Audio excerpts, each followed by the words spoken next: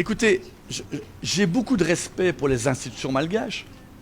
Hein, vous avez une démocratie qui fonctionne, qui pourrait fonctionner mieux comme dans beaucoup de pays, sans doute chez nous aussi. Okay, mais nous constatons, je l'ai expliqué tout à l'heure, tous les pans de la mauvaise gouvernance. La non-application des lois, le greenwashing étatique, c'est les effets d'annonce, j'appelle ça. Hein, on va mettre dans la presse des effets qu'on va faire ceci, ça, et ça n'est jamais fait derrière. Et vous vous laissez leurrer. Et la presse est un peu complice de montrer ça en première page, sans en dire par après, mais ça n'est pas réalisé.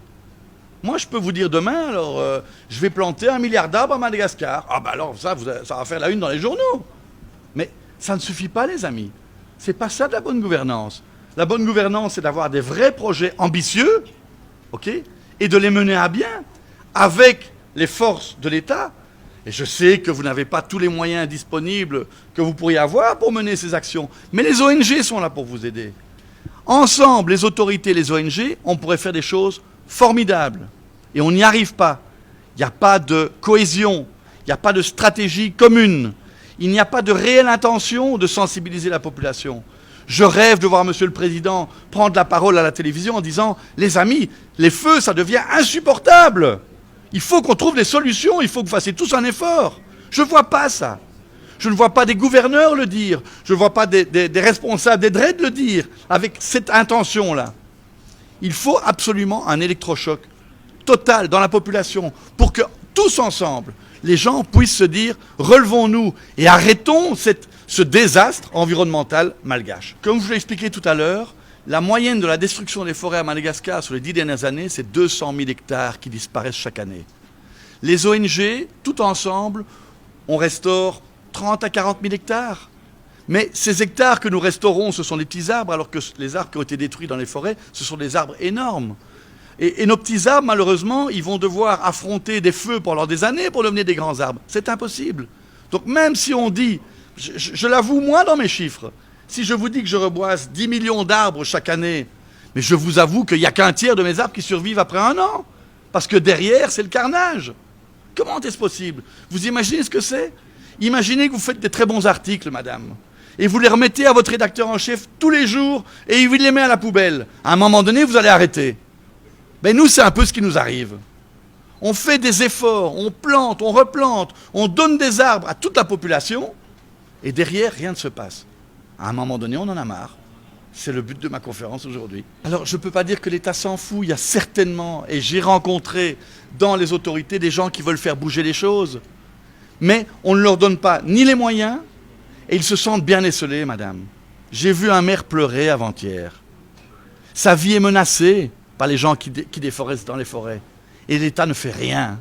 Il n'est pas protégé. Et quand il arrête quelqu'un dans les forêts qui coupe les arbres, dans les parcs nationaux, il les conduit avec la gendarmerie au tribunal, ces gens ressortent plus rapidement que lui. Il y a un problème, madame. Il faut régler. Et les lois sont là, il suffit d'appliquer les lois. Il suffit qu'il y ait une vraie volonté de faire appliquer les lois. L'anarchie environnementale, ça doit suffire. C'est pas pour moi, c'est pour l'avenir de vos enfants. Quel pays vous allez laisser à vos enfants? C'était le pays le plus beau d'Afrique, les amis. Dieu a été super généreux avec vous. C'était un joyau. Madagascar, île verte, Madagascar, île rouge. Non une pipelette. Et c'est pas en faisant revenir des éléphants du Kenya que vous allez sauver l'environnement de Madagascar. Vous avez des lémuriens que des milliers de gens viennent voir du monde entier, des caméléons que les gens viennent voir du monde entier. Vous avez des paysages magnifiques. Mais tout ça part en fumée. La beauté, ça ne se remplace pas, madame. Et vous avez la beauté ici à Madagascar. Mais elle disparaît petit à petit. Il faut vous défendre. Pourquoi nous réduisons les pépinières? Parce que nous ne voyons pas, dans la plupart des communes où nous avons des pépinières, déjà à ce niveau-là, la volonté des maires et des conseils communaux de faire changer les choses. Ils sont tout contents qu'on leur mette une pépinière. Vous savez, pour un maire, pour se faire réélire, c'est très bien. Il dit, regardez, j'ai fait venir une ONG qui nous donne des arbres. On les donne aux gens, les arbres. Ok? Mais ces arbres sont plantés par les gens et les gens font ça très bien. Et ils sont très, très, très ambitieux dans leur volonté de reboiser sans cesse.